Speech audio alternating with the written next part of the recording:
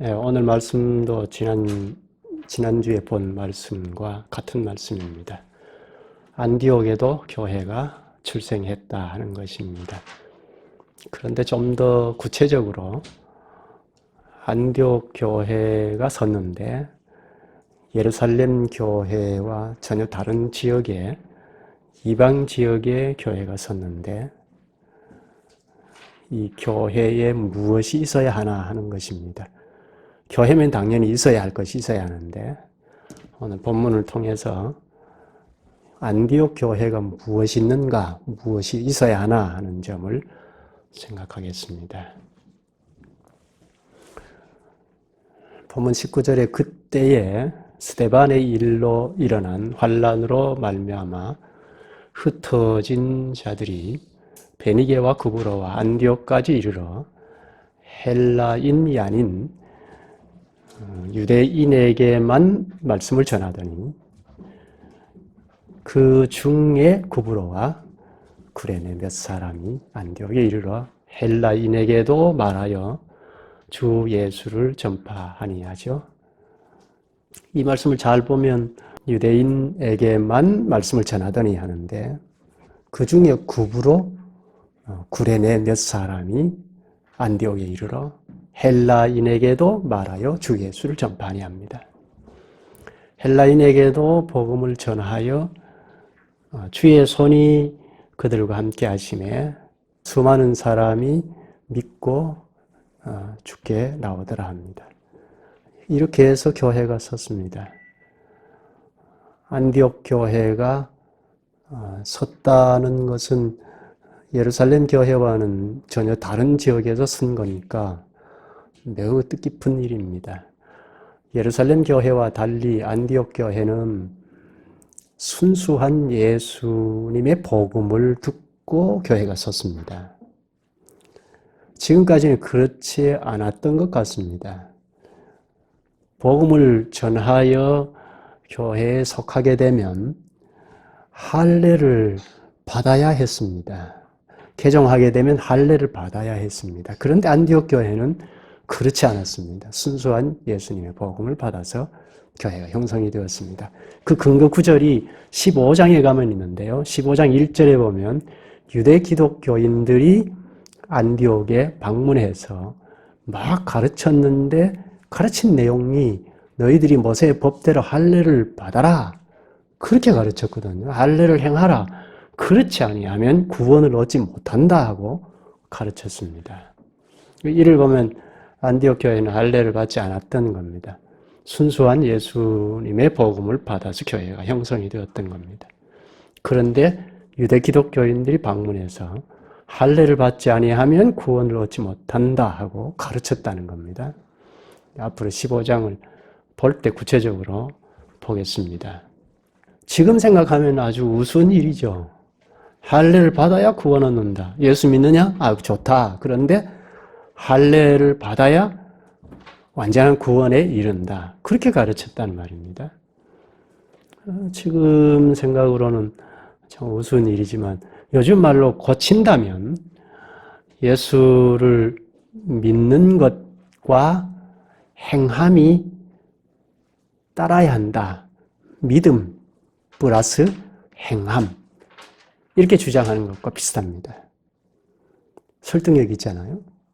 믿기만 해서는 안 되고 믿으면 반드시 행함이 따라야 한다. 그럴듯하지 않아요? 이렇게 주장하는 것과 같습니다. 뒤에 좀 생각하기로 하겠습니다. 안디옥 교회는 할례의 복음을 받아서 교회가 형성된 것이 아니고 순수한 예수님의 복음을 받아서 교회가 형성이 되었습니다. 그래서 예루살렘 교회와는 훨씬 다른 차원에서, 즉 예루살렘 교회는 유대인에게만 복음을 전했는데 이제 이방인에게도 순수 복음을 전할 수 있게 되어서 자기들이 순수 복음을, 할례 복음이 아닌 순수 복음을 받아서 형성이 되었으니까 이제 순수한 예수의 복음을 전할 수 있게 되었습니다. 그래서 이방인들을 향할 수 있게 되었습니다. 9장, 10장은 이방인들을 향하기 위해서 바울과 사울이죠. 사울과 베드로가 준비된 것을 기록했다면 오늘 11장은 개인이 아닌 교회가, 안디옥 교회가 이방인을 향하여 선교할 수 있기 위하여 준비하는 것을 기록했다고 볼 수 있습니다. 안디옥 교회는 하나님의 은혜로 설립이 됐다 할 수 있습니다. 교회가 설립된 거죠. 창립은 예루살렘 교회를 말할 수 있고 처음으로 서는 교회가 창립이라고 할 수 있죠. 그 이후에 예수님의 교회라면 다 설립이지 창립이 아니죠. 안디옥 교회는 하나님의 은혜로 서게 되었습니다. 20절부터 보면 그 중에 구브로와 구레네 몇 사람이 안디옥에 이르러 헬라인에게도 말하여 주 예수를 전파하니 주의 손이 그들과 함께 하심에 수많은 사람들이 믿고 주께 돌아오더라. 예루살렘 교회가 이 사람들의 소문을 듣고 바나바를 안디옥까지 보내니 그가 이르러 하나님의 은혜를 보고 기뻐하여 모든 사람에게 굳건한 마음으로 주와 함께 머물러 있으라 권하니. 여기 두 가지가 중요하죠.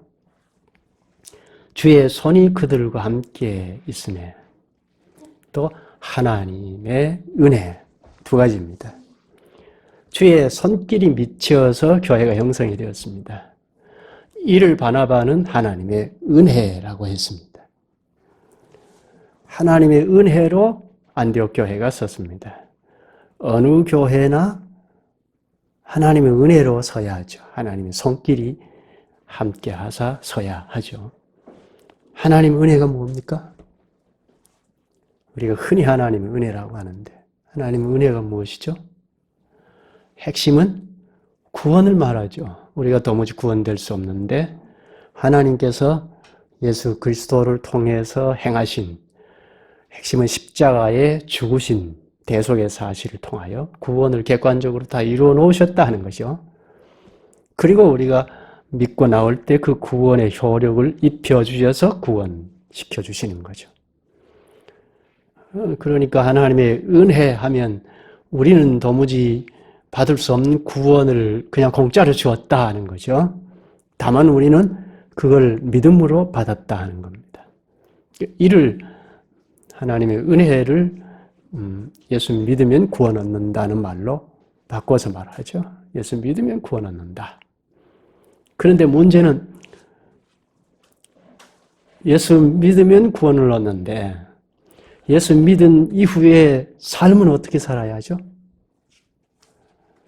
살아가는 것은 내 힘으로 살아가야 하나요? 그 때문에 신년이 되면 작심을 하고 다짐을 하고 그렇게 하죠. 근데 다짐을 하고 작심을 하지만 며칠 못 가죠. 그래서 내년이 되면 또 다짐을 합니다. 교회에서도 이렇게 가면 종교 행위가 됩니다. 늘 다짐해서 하고자 하면 종교 행위가 되죠. 이런 데 속지 말아야 하죠. 예수 믿은 다음에 사는 것도 이렇게 계속 다짐해가지고 살고, 내가 정성이 부족했다. 내가 좀 의지가 약했다. 이렇게 해서 자꾸 다짐하고. 그러면 며칠 잘 사는 것 같지만 또 원상복귀가 되죠. 향상되는 게 없죠. 이런 데 속지 말아야 합니다. 내 문제가 아니고 무엇이 문제인데요. 예수 믿은 이후에도 예수를 믿음으로 사는 겁니다. 신앙으로 산다는 겁니다. 믿기 전에도 예수를 믿어야 하고 믿은 이후에도 예수 믿어야 하죠. 믿는다는 게 뭡니까? 예수 그리스도께서 십자가에서 구원을 다 이루어 놓으셨다 하는 것을 내가 알고 믿는 거죠. 모르고 믿습니까? 예수 믿으면 좋은 데 간다더라 해서 믿습니까? 알고 믿잖아요. 물론 배후에 하나님께서 알게 하셨기 때문에 믿음을 가질 수 있는 건데요. 알고 믿죠. 대속의 은혜를 알고 내가 믿고 시작하죠. 믿은 이후의 삶도 생활도 행위도 자꾸 하나님의 말씀을 알고 행하는 거죠. 모르고 그냥 작심해서 하면 며칠 살 뿐이죠. 하나님 말씀을 자꾸 알아서 행하는 겁니다. 아는 데까지 행하는 거죠. 이 점을 놓고 예수님께서 나는 포도나무여 너희는 가지니 내 안에 거하면 열매를 맺는다 했습니다. 예수 그리스도를 믿음으로 연합이 되는데 연합이 되기 때문에 우리는 계속해서 공급을 받아서 열매를 맺는다는 겁니다. 선행한다는 겁니다. 행함도 믿음으로 하는 거죠. 믿음으로 한다는 건 내가 예수 그리스도께서 행하여 주신 것을 알고 믿는 거잖아요. 행함도 역시 알고 행하는 겁니다. 예수 그리스도께서 우리를 연합시켜 주셔서 늘 자양을 공급해 주심으로 예수 그리스도의 부활의 생명에 우리가 뿌리를 두고 살아가는데요. 그러니까 새 생명을 발휘하는 거죠. 그 새 생명을 발휘할 때 내가 힘을 써서 발휘하는 것이 아니고 그리스도께 뿌리를 두고 자연스럽게 발휘하는 건데 그건 공급이 있어서 가능한 문제이죠. 내가 예수 그리스도를 믿음으로 삶을 살아갈 때 삶을 살아가지 못하는 문제는 내가 무슨 힘이 부족해서 정성이 부족해서가 아니고 공급의 문제입니다. 그 공급은 교회로 말하면 전하는 사람의 문제이기도 하고 혹은 받아들이는 데 문제이기도 하죠. 내가 삶을 살아가다가 한계에 부딪히면 다시 공급의 문제라고 생각하고 돌아와야죠. 그러니까 말씀으로 돌아가자는 겁니다. 그런데 당시 유대주의자들은 율법을 지켜야 구원을 얻는다고 했습니다. 요즘으로 말하면 믿기만 해서는 안 되고 내가 행함이 있어야 한다 하는 걸 강조하는 것과 비슷합니다. 자기 힘으로 살려고 하는 것을 두고 성경은 성령으로 시작하였다가 육체로 마치려 하느냐 했습니다. 내가 믿느냐 하는 문제, 지금도 내가 그리스도께서 행하신 사실을 믿느냐 하는 문제와 전부 결부되어 있습니다. 지금도 여전히 믿어야 합니다. 믿음으로 살아야 합니다. 신앙으로 살아야 한다는 겁니다. 모든 문제를 내 힘으로 살 수도 있고 신앙으로 살 수도 있는데 내 힘으로 사는 건 결국 육체의 본성에서 나오는 힘으로 사는 것이고 믿음으로 사는 것은 말씀으로 사는 것입니다.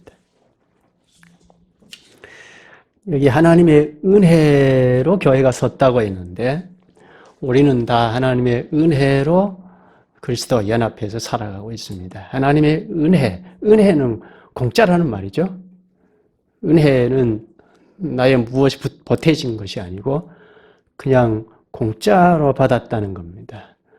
가령 내가 비행기를 타고 가다가 바다로 그냥 추락해버렸어요. 근데 구조대원이 와서 나를 건졌는데 그 대원이 바다에 빠져서 미쳐 나오지 못했습니다. 그럼 내가 삶을 살아갈 때 어떻게 살아야죠? 그 은혜, 구조대원의 은혜를 생각하고 사는 것이 그것이 상식이죠. 상식적인 예를 들었습니다만 내 힘으로 내 꾀로 사는 것을 접어두고 그 은혜를 생각하면서 사는 것이 합당하죠. 하나님께서 나를 영원히 죽음의 자리에서 영원히 살 수 있는 자리로 옮겨주셨다 할 때 그 은혜를 상기하면서 사는 것이 합당한 것이죠. 그렇다면 하나님께서 구원해 주셔서 네가 마음대로 한번 살아보라 그렇게 하시는 것이 아니고 늘 말씀을 하시잖아요. 말씀을 하셔서 그 말씀을 힘입어서 살도록 하시잖아요. 근데 그 몇 마디 말, 나 예수 믿으니까 구원 얻어 하고 몇 마디 말을 붙잡고 내 힘으로 또 산다면 그건 배은망덕한 일이죠. 그럼 성경을 이렇게 방대한 성경을 줄 까닭이 없죠. 몇 마디 가르치고 살아보라고 하면 되잖아요. 근데 성경을 이렇게 방대하게 주신 것은 예수를 믿음으로 이제 끝까지 예수를 믿고 살아갈 수 있도록 자양분을 이렇게 담아주신 것이 성경입니다. 그러니까 늘 성경 말씀을 가까이 하면서 이 말씀을 자꾸 섭렵하면서 살아야 믿음으로 사는 것이죠. 말씀을 자꾸 가까이 하면서 깨달아가는 그 노선에서 벗어나지 아니하면 믿음으로 사는 것이죠. 그걸 바울이 내가 이미 얻었다 함도 아니요 온전히 이루었다 함도 아니라 오직 내가 그리스도 예수께 잡힌 바 된 그것을 잡으려고 쫓아가느라 뒤에 있는 것은 잊어버리고 앞에 있는 것을 잡으려고 폿대를 향하여 그리스도 예수 안에서 하나님이 위에서 부르신 부름의 상을 위하여 쫓아가느라. 자칫하면 내 힘으로 살 수 있기 때문에 성령을 쫓아 행하라 하셨습니다. 혹은 말씀을 쫓아 행하라 하는 것입니다. 우리가 말씀을 가까이 하면 할수록 하나님이 어떤 분이신지 어떤 일을 하신 분인지를 알 수 있지 않습니까? 하나님을 자꾸 알면 알수록 하나님 앞에서 내 모습을 보고 어떻게 해야 할지 두려운 마음을 가지고 가지 않습니까? 하나님을 쉽게 생각하지 않죠. 하나님을 자꾸 말씀을 가까이 해서 깨달으면 깨달을수록 하나님을 쉽게 생각하지 않죠. 하나님께서 베푸신 은혜를 생각하면서 살게 되죠. 하나님의 은혜가 아니면 도무지 살 수 없다. 하나님의 은혜가 아니면 도무지 살아갈 수 없다. 할 수밖에 없죠. 그래서 성령을 의지합니다. 성령 하나님 우리와 함께 하시니까 성령 하나님을 의지합니다. 혹은 말씀을 쫓아서 갑니다. 따라서 은혜와 하나님은 은혜라고 했는데 은혜와 생활은 분리될 수가 없습니다. 은혜와 생활은 따로따로가 아닙니다. 믿음과 생활, 믿음과 행함 이게 분리되면 안 됩니다. 믿기만 해서 되느냐? 행함이 있어야 한다. 이건 자꾸 분리해서 생각하기 때문인데요. 은혜가 크면 클수록 행함이 나옵니다. 하나님 말씀을 자꾸 가까이 해서 깨닫고 나가면 나갈수록 은혜가 큰 것을 깨닫고 그러면 행함이 나옵니다. 그게 비례해서 나옵니다. 몇 마디 말씀을 붙잡고 살아가면 하나님의 은혜를 그렇게 심도 있게 깨달아서 삶을 내놓을 수가 없습니다. 강작해 해가지고 종교 행위로 내놓을 수 있을지는 모르겠습니다. 안디옥 교회가 설립이 되자 예루살렘 교회가 이 소식을 듣고 바나바를 파송하지 않았습니까? 바나바가 안디옥에 이르러 하나님의 은혜를 보고 기뻐하여 모든 사람에게 굳건한 마음으로 주와 함께 머물러 있으라 권합니다. 안디옥 교회원들이 권함을 잘 받았죠. 이 유대계 기독교인들인데 화합하지 못할 수도 있잖아요. 혹은 우리끼리 잘해보겠다고 하고 안 받아들일 수도 있잖아요. 근데 그 권면을 잘 받았습니다. 또 25절부터 보면 바나바가 사울을 찾으러 다소로 가서 만남에 안디옥에 데리고 와서 둘이 교회에 1년간 모여 있어 큰 무리를 가르쳤고 제자들이 안디옥에서 비로소 그리스도인이라 일컬음을 받게 되었더라. 이 큰 무리를 가르쳤다고 합니다. 교회는 가르침이 있어야 하죠. 안디옥 교회가 무엇이 있는가 지금 보고 있는데 하나님의 은혜가 있고 또 권면을 할 때 권면을 주고받고 했다는 건 서로 교통이 있었다는 거고 또 가르침이 있습니다. 그러니까 순수 예수 그리스도의 복음이 전해져서 교회가 형성이 되었고 그리고 이웃 교회인 예루살렘 교회와 교류가 있고 교제가 있고 그리고 또 가르침이 있습니다. 그 가르침을 받아서 제자들이 비로소 안디옥에서 그리스도인이라 일컬음을 받았다 합니다.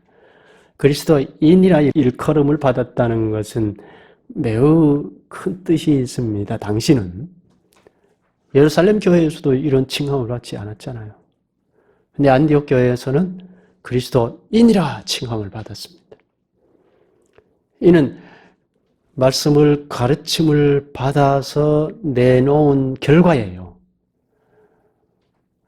교회를 바라보는 사람들이 그리스도인이라 칭했어요. 이는 교회의 정체를 드러낸 겁니다. 저 교회는 뭐 하지? 도무지 잘 모르겠어요. 근데 안디옥 교회는 그리스도인이다.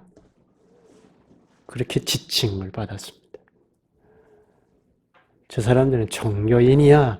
그 정도 지칭을 받은 것이 아니고 그리스도인이다 하는 칭함을 받았습니다. 정체를 명확하게 나타낸 겁니다.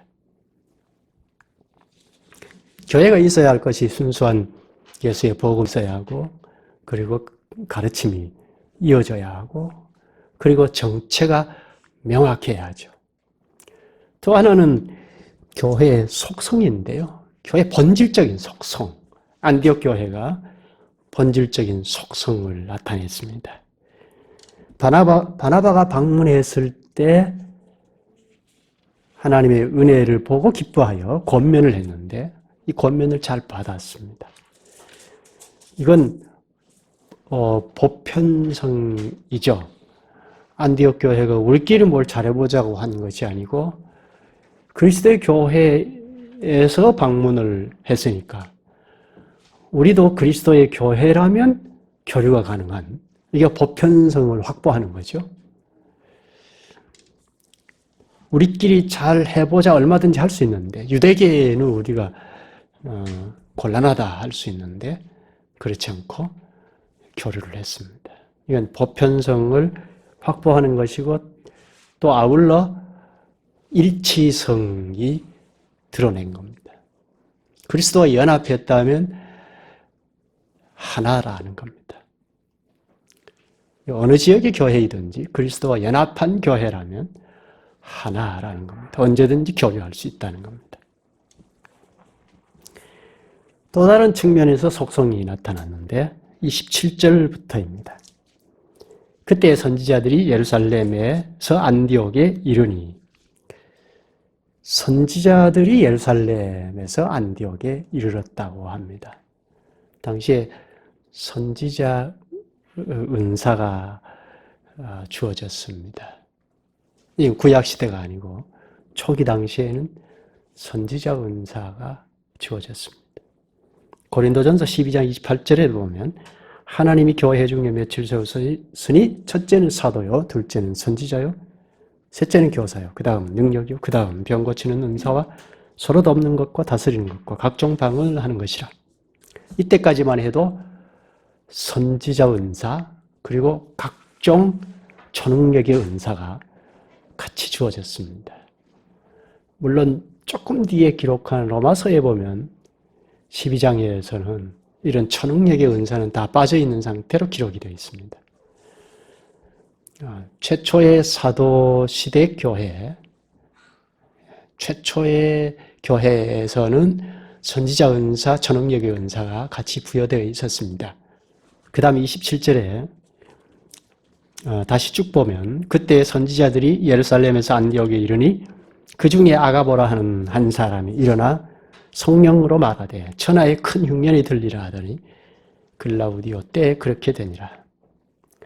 선지자 중에 아가보라 하는 한 사람이 큰 흉년이 들리라 하죠. 전 로마 세계에 큰 흉년이 들리라고 했는데 글라우디오 황제 때 사실로 드러났습니다. 로마 제국 곳곳에서 흉년 때문에 먹고 살기가 참 어려웠습니다. 그 다음 29절에 제자들이 각각 그 힘대로 유대에 사는 형제들에게 부조를 보내기로 작정하고, 천하에 큰 흉년이 들 거라는 이 선지자의 말을 안디옥 교회는 아주 신중하게 받았습니다. 그럼 우리가 어떻게 할 거냐 하고 심사숙고했습니다. 그래서 그 다음 30절에 이를 실행하여 바나바와 사울의 손으로 장로들에게 보내니라. 큰 흉년으로 예루살렘은 사람들이 굶어 죽게 생겼습니다. 당시에는 먹고 사는 문제가 아주 중요했으니까요. 그런데 안디옥 교회는 가만히 있지 않았습니다. 구제금을 모금해서 장로들에게 보냈다고 하죠. 장로들에게 보냈다는 걸 보면 예루살렘 교회가 사도행전 6장에 보면 집사들이 있잖아요. 근데 장로들에게 보냈다고 하는 것을 보면 집사들이 없었던 것 같습니다. 8장, 7장 말미에 스데반의 일로 말미암아 박해가 일어나서 이 집사들, 7 집사들은 다 헬라계이거든요. 헬라 유대인들이 개종해서 예루살렘 교회를 형성한 것 같거든요. 그래서 박해가 일어나자 다시 흩어지게 된 걸로 보고, 이제 장로들이 이 재정을 관리하고 있었던 것 같습니다. 그 장로들에게 구제금을 모금해서 전달한 것입니다. 이건 단지 구제금을 전달한 정도가 아닙니다. 교회와 교회 간의 교제입니다. 하나라는 겁니다. 그러니까 그리스도 안에서 연합하고 있다는 겁니다. 연합하고 있으니까 사랑을 교류를 하는 거죠. 연합하니까 사랑하는 것입니다. 교제를 했다는 건 교회 본질이잖아요. 교회 본질은 성도 교제인데, 그리스도 안에서 함께 교제하는 건데, 교회 본질이 이렇게 잘 나타났습니다. 안디옥 교회가 교회 본질을 잘 나타낸 겁니다. 이렇게 해서 이제 안디옥 교회가 이방 선교를 위해서 할 일을 제대로 할 수 있겠다는 희망을 가질 수 있습니다. 여기까지 하죠. 자비하신 주님, 주님께서 오늘도 말씀을 가르쳐 주셔서 감사합니다. 주님의 교회는 말씀을 전하는 데서 서고 또 선 이후에도 말씀을 전하는 것이 교회가 하는 일이옵나이다. 말씀을 깨닫는 데서 그리스도인이라는 정체를 나타낸 안디옥 교회처럼 이러한 교회는 보편성을 가지고 어느 지역 교회와도 일치하고 가는 것임을 가르쳐 주셔서옵니다. 이렇게 교회는 보편성, 일체성, 또 말씀을 깨달으면서 주님을 두려워하며 거룩하게 사는 거룩함, 또 구제를 통하여 신령한 교제를 하는 교회 본질, 이러한 것이 하나님의 은혜를 입은 교회의 본질인 것을 오늘 저희도 크게 인식하게 하시옵소서. 예수님의 이름으로 기도하옵나이다. 아멘.